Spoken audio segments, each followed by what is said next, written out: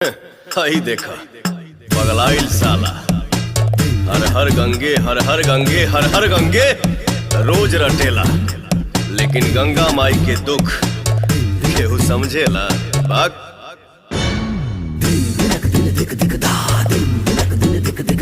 गंदे वस्त्र बिछाई करते गैया भैंस धुलाई करते, झूठे पतरी हर दिन फेंकते, प्लास्टिक पॉलीथीन भी फेंकते।